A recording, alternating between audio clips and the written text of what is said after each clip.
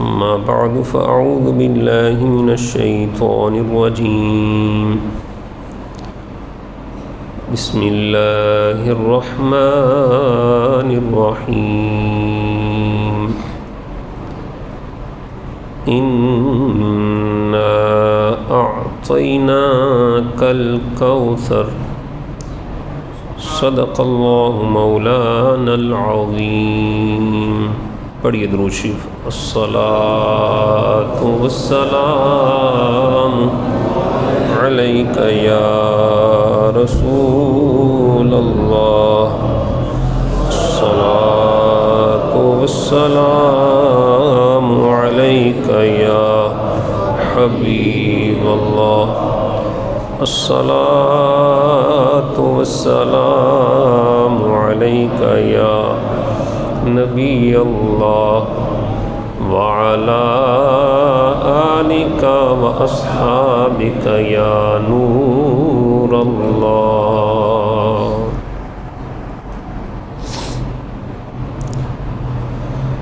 اللہ رب العزت نے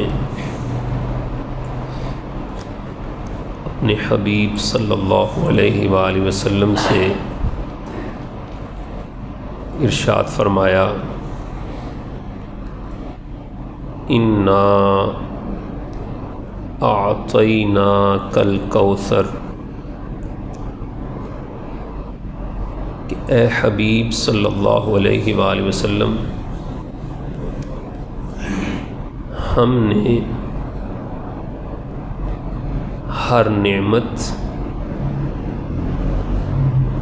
ہر خوبی اور ہر کمال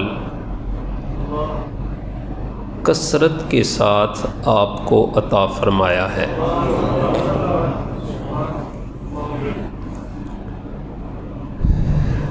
اسی لیے حضور سے حضور کے رب نے فرمایا، وَأَمَّا السَّائِلَ فَلَا تَنْهَرْ، کہ اے حبیب، کوئی بھی تم سے مانگنے کے لیے آئے، تم نے سائل کو جھڑکنا نہیں ہے، خالی واپس نہیں جانے دینا، بلکہ جو خزانے آپ کو آپ کے رب نے عطا فرمائے ہیں، ان خزانوں میں سے اللہ کی محبوب کو اور مخلوق کو کثرت کے ساتھ عطا فرمانا ہے۔ ہمارے آقا صلی اللہ علیہ وآلہ وسلم خوب صدقہ و خیرات کرنے والے تھے، غریبوں، فقیروں، محتاجوں اور بے سہارا لوگوں کی خوب خدمت فرمایا کرتے تھے، اور خدمت کرنے میں ہمارے آقا اس چیز کی بھی پرواہ نہیں کرتے تھے کہ اپنے لیے کچھ بچے گا یا نہیں بچے گا۔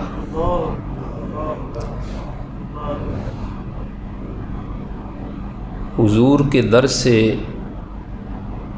خالی کوئی واپس نہیں گیا، اگرچہ حضور کے اپنے گھر کئی دن تک چولہا بھی نہیں جلتا تھا، اور حضور اس چیز کو پسند فرماتے ہیں کہ میری امت بھی غریبوں کی خدمت کرے۔ حضور علیہ الصلاۃ والسلام سے پوچھا گیا،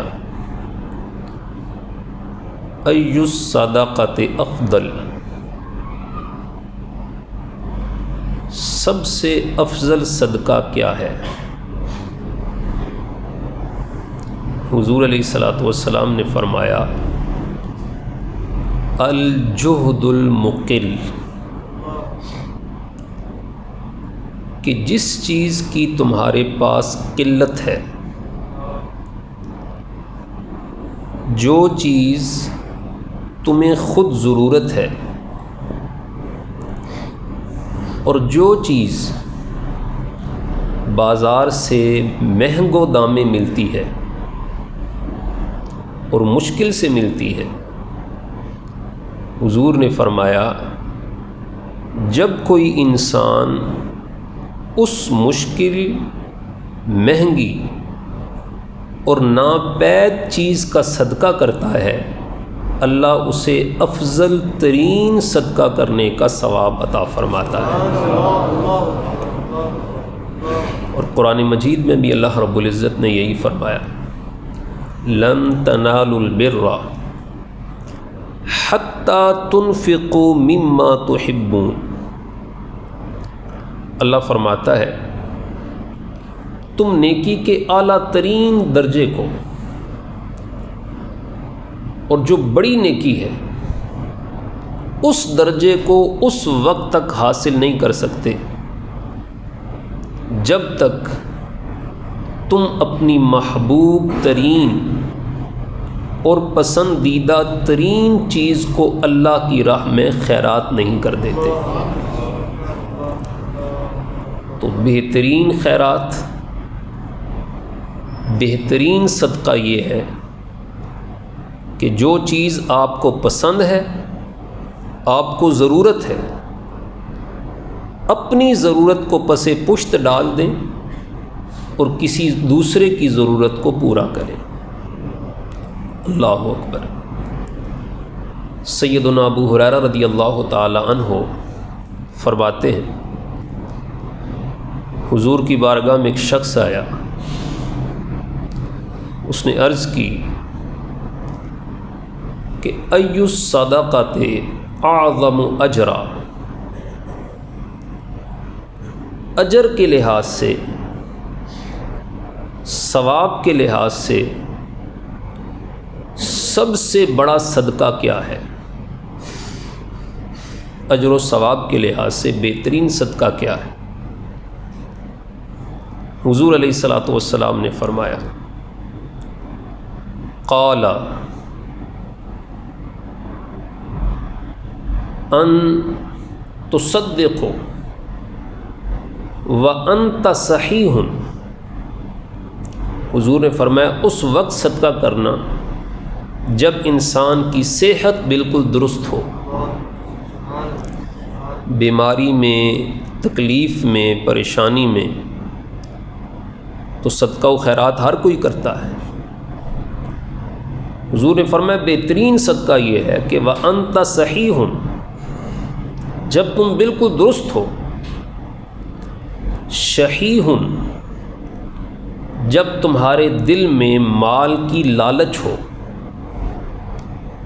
دولت کی طمع ہو، اور یہ خواہش ہو کہ میرے پاس بہت زیادہ دولت ہونی چاہیے، وَتَخْشَى الْفَقْرَ،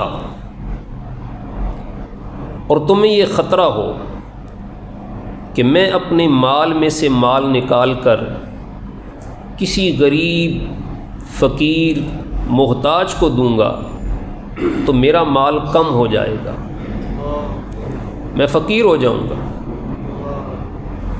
وَتَخْشَى الْفَقْرَ وَتَأْمُلُ الْغِنَىٰ، اور تمہاری تمنا یہ ہو کہ میں مال تقسیم نہ کروں، مال جمع کرتا رہوں اور خوب امیر سے امیر ترین شخص بنتا جاؤں۔ وَتَأْمُلُ الْغِنَىٰ، تمہیں امیر بننے کی خواہش ہو، فرمایا جب تم صحیح ہو، دل میں مال کی لالچ موجود ہو، مال خیرات کرنے سے فقیر ہونے کا ڈر ہو، اور خوب امیر بننے کی خواہش اور تمنا ہو، حضور نے فرمایا اس وقت جو اپنی دولت سے کسی غریب فقیر محتاج کی خدمت کرتا ہے اللہ اسے تمام صدقات سے بڑھ کر اجر و ثواب عطا فرماتا ہے۔ دل میں لالچ ہو مال کی، اس وقت انسان اپنے نفس کی گردن پہ پاؤں رکھے اور اللہ کا دیا ہوا مال اللہ کی مخلوق میں خرچ کرے، اجر و ثواب کے اعتبار سے یہ سب سے افضل ترین صدقہ ہے۔ حضور علیہ الصلوۃ والسلام کے ایک صحابی ہیں حضرت قیس بن سلعہ، ان کی بڑی پیاری عادت تھی۔ ان کے والد گرامی کا ایک باغ تھا، اس باغ میں سے کمائی کا ایک بڑا حصہ انہیں ملا کرتا تھا۔ جتنا حصہ انہیں ملتا تھا اتنا حصہ ان کے بھائیوں کو بھی ملتا تھا۔ قیس بن سلعہ کیا کرتے، جتنی اپنے بچوں کی ضرورت ہوتی اتنا مال الگ کر لیتے، اس کے علاوہ جتنا بھی مال ہوتا وہ مال غریبوں میں تقسیم کرتے، اور بالخصوص جب کوئی ان کے پاس مہمان آ جاتا تو بڑی فراخ دلی کے ساتھ، بڑی خوش طبعی کے ساتھ مہمان کی خوب خوب خدمت کیا کرتے تھے۔ اچھا حسن اتفاق ان کے باقی جتنے بھائی تھے وہ مال جمع کرتے تھے، اور قیس بن سلعہ یہ مال کو غریبوں محتاجوں میں تقسیم کرتے تھے، لیکن ان کے بھائی کہتے ہیں ہمیں سمجھ نہیں آتی، مال جمع کر کے ہم اتنے امیر نہیں تھے جتنے امیر مال تقسیم کر کے قیس بن سلعہ تھے۔ اچھا بھائیوں سے رہا نہ گیا، ایک دن ان کے بھائی حضور علیہ الصلوۃ والسلام کی بارگاہ میں ان کی شکایت لے کر آئے کہ ہمارا جو بھائی ہے یہ مال بڑا خرچ کرتا ہے، بڑی فضول خرچی کرتا ہے، مہمان آ جائے تو اسے عمدہ عمدہ کئی کھانے پیش کرتا ہے، غریبوں محتاجوں کی بڑی دل کھول کر خدمت کرتا ہے۔ ان کے بھائیوں نے حضور کی بارگاہ میں شکایت کی۔ حضور علیہ الصلوۃ والسلام نے قیس بن سلعہ کو بلایا، کہا کہ تیرے بھائی تیرے خلاف مقدمہ لے کر میری بارگاہ میں آئے، کیا تو بہت زیادہ خرچ کرتا ہے؟ تو انہوں نے عرض کی یا رسول اللہ صلی اللہ علیہ وسلم، میں اپنے اہل خانہ کا، اپنی اولاد کا حق نہیں مارتا، بلکہ سب سے پہلے جتنے اخراجات میری اولاد اور اہل خانہ کے میں وہ الگ کرتا ہوں، اس کے بعد میرے پاس جتنا مال بچ جاتا ہے اسے میں پھر اللہ کی مخلوق میں تقسیم کر دیتا ہوں، بچا کے نہیں رکھتا، دولت پہ سانپ بن کر نہیں بیٹھتا، بڑا بینک بیلنس دیکھ کر خوش نہیں ہوتا، اور اس امید پر خرچ کرتا ہوں جس رب نے اب دیا ہے وہ پھر عطا فرمائے گا۔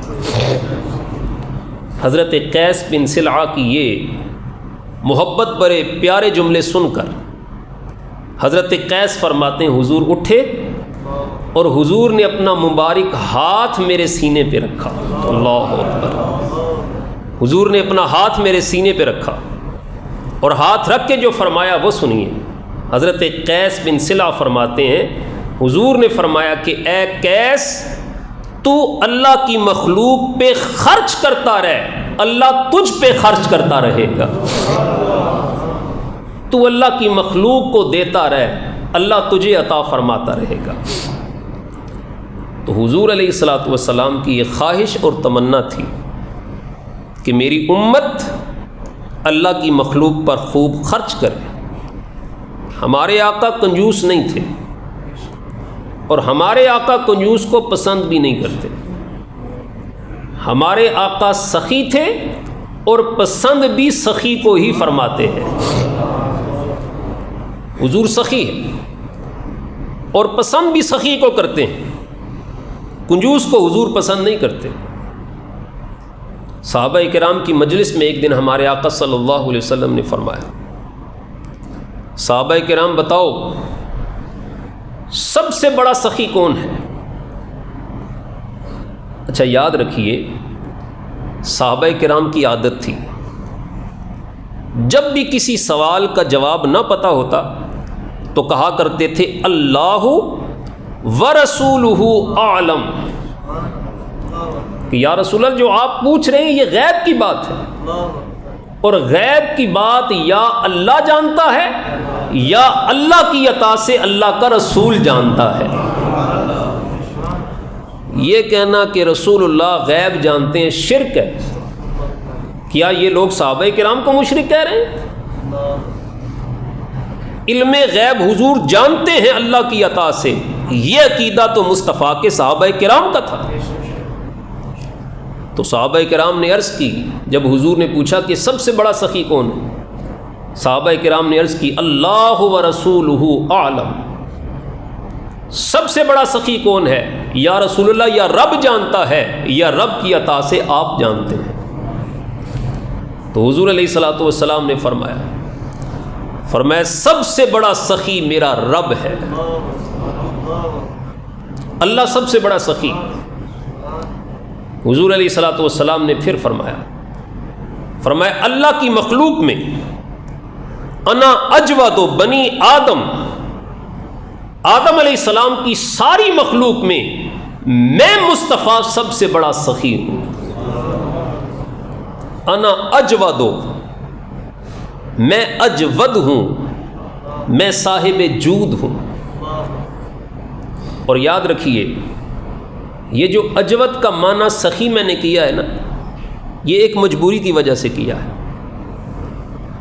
اردو زبان کے دامن میں اجود کا معنی کرنے کے لیے لفظ نہیں ہے۔ اجود کتنے بڑے سخی کو کہتے ہیں، اردو زبان میں لفظ ہی نہیں ہے۔ 4 چیزیں ہوتی ہیں، ایک ہے کنجوسی، ایک ہے بخیلی، ایک ہے سخاوت اور ایک ہے جود۔ کنجوسی، بخیلی، سخاوت، جود۔ کنجوسی کیا ہے؟ نہ خود کھاؤ نہ کسی کو کھلاؤ، خود تو ڈوبیں گے صنم تمہیں بھی لے ڈوبیں گے، یہ کنجوسی ہے۔ نہ خود کھاؤ نہ کسی کو کھلاؤ۔ اور بخیلی کیا ہے؟ خود کھاؤ مگر کسی کو نہ کھلاؤ، اپنے پیٹ کا خیال رکھنا، کسی کے پیٹ کا خیال نہ رکھنا، یہ بخیلی ہے۔ اور سخاوت کیا ہے؟ خود بھی کھاؤ اور دوسروں کو بھی کھلاؤ۔ کنجوسی یہ ہے کہ نہ خود کھاؤ نہ کسی کو کھلاؤ، بخیلی یہ ہے کہ خود کھاؤ کسی کو نہ کھلاؤ، سخاوت یہ ہے خود بھی کھاؤ اور دوسروں کو بھی کھلاؤ، اور جود یہ ہے خود بھوکے بھی رہو پر دوسروں کو کھلاتے رہو۔ جود یہ ہے کہ خود بھوکے بھی رہو مگر دوسروں کو کھلاتے رہو۔ اسی لیے میرے امام احمد رضا فرماتے ہیں واہ کیا جود و کرم ہے شہ بطحا تیرا۔ حضور فرماتے ہیں انا اجود بنی آدم، آدم علیہ السلام کی اولاد میں سب سے بڑا صاحب جود ہوں، کہ خود اپنے لیے کچھ بچاؤں یا نہ بچاؤں، در پہ آنے والوں کی جھولیاں بھر کے اپنے در سے بھیجا کرتا ہوں۔ میں صاحب جود ہوں۔ تو صاحب جود کیا ہوتا ہے؟ خود کھائے یا نہ کھلائے، کھائے مگر دوسروں کو کھلاتا رہے، دوسروں کو بھوکا نہ رہنے دے، دوسروں کو در سے خالی واپس نہ جانے دے۔ اور یہ شان ہمارے آقا صلی اللہ علیہ وآلہ وسلم کی ہے۔ مشکوٰۃ شریف میں دیگر کتب احادیث میں یہ حدیث پاک موجود ہے۔ حضور علیہ الصلوۃ والسلام کے پاس ایک دفعہ اتنی بکریاں تھیں کہ ان بکریوں سے ایک پوری وادی بری ہوئی تھی۔ 2 پہاڑوں کے درمیان جو جگہ ہوتی ہے اسے وادی کہتے ہیں۔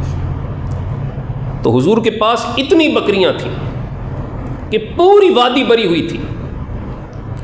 ایک عرابی دیہاتی حضور کے پاس آیا اور اس نے آ کر عرض کیا کہ یا رسول اللہ صلی اللہ علیہ وسلم میں محتاج ہوں اور ضرورت مند ہوں، اور میری ضرورت تب پوری ہوگی کہ جتنی بکریاں آپ کے پاس ہیں یہ ساری کی ساری بکریاں آپ مجھے عطا فرما دیں، یہ ساری بکریاں مجھے دیں گے پھر میری ضرورت پوری ہوگی۔ حدیث پاک میں ہے حضور علیہ الصلوۃ والسلام نے ایک لمحے کے لیے بھی نہیں سوچا، ایک لمحے کے لیے بھی حضور علیہ الصلوۃ والسلام نے توقف نہیں فرمایا، بلکہ فوراً میرے آقا صلی اللہ علیہ وآلہ وسلم نے فرمایا کہ یہ ساری کی ساری بکریاں اپنے ساتھ لے جا، ساری بکریاں لے جا۔ ایک لمحے کے لیے بھی حضور علیہ الصلوۃ والسلام نے انتظار نہیں فرمایا۔ بیٹھ جاؤ بلال، کیا کر رہے ہیں، چھوڑ دیں دروازے کو۔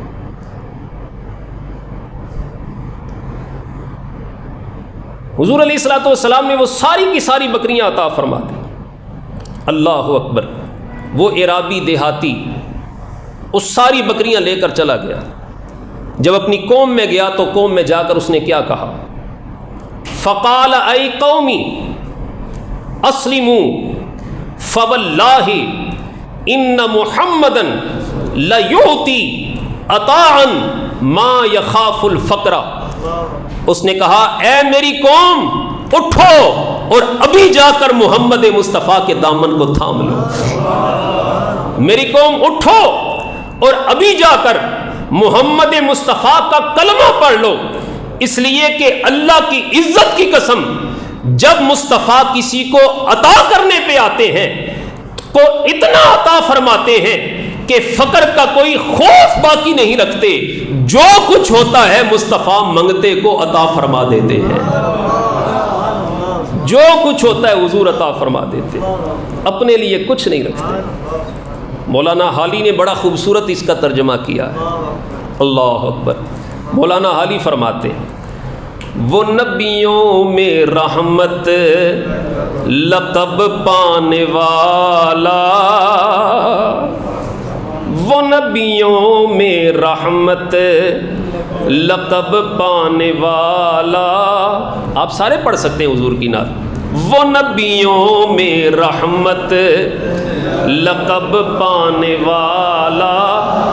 یہاں پر کچھ لوگوں کا یہ خیال ہے کہ حالی صاحب کو چاہیے تھا کہ یوں کہیں وہ نبیوں میں رحمت لقب پانے والے، کچھ لوگوں کا یہ خیال ہے والے ہونا چاہیے تھا۔ تو تھوڑی سی اردو جاننے والا بھی یہ سمجھتا ہے کہ اگر یوں آ جاتا وہ نبیوں میں رحمت لقب پانے والے، تو اس کا مطلب ہوتا رحمت بہت سارے نبیوں کا لقب ہے، بہت سارے نبیوں کا لقب ہے، لیکن رحمت جو بالخصوص لقب ہے وہ تو صرف ہمارے آقا کا ہے۔ تو اس لیے حالی نے جو کچھ لکھا بالکل درست لکھا ہے۔ پڑھیے محبت سے، وہ نبیوں میں رحمت لقب پانے والا، وہ نبیوں میں رحمت لقب پانے والا، مرادیں غریبوں کی برلانے والا، مرادیں غریبوں کی برلانے والا، وہ اپنے پرائے کا غم کھانے والا، وہ اپنے پرائے کا غم کھانے والا، مصیبت میں غیروں کے کام آنے والا، مصیبت میں غیروں کے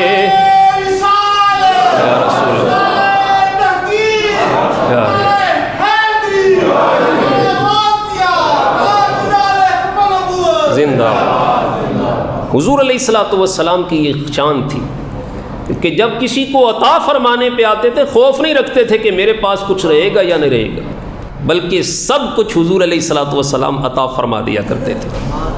اور حضور اس چیز کو پسند کرتے ہیں کہ میری امت بھی غریبوں کی خدمت کرے۔ اور حضور علیہ الصلوۃ والسلام کا کتنا خوبصورت فرمان ہے، سنیے۔ حضرت عبداللہ بن عباس رضی اللہ تعالیٰ عنہ روایت کرتے ہیں، حضور فرماتے ہیں جب کوئی شخص اپنے ہاتھ سے اللہ کا دیا ہوا مال کسی غریب کے ہاتھ میں رکھتا ہے،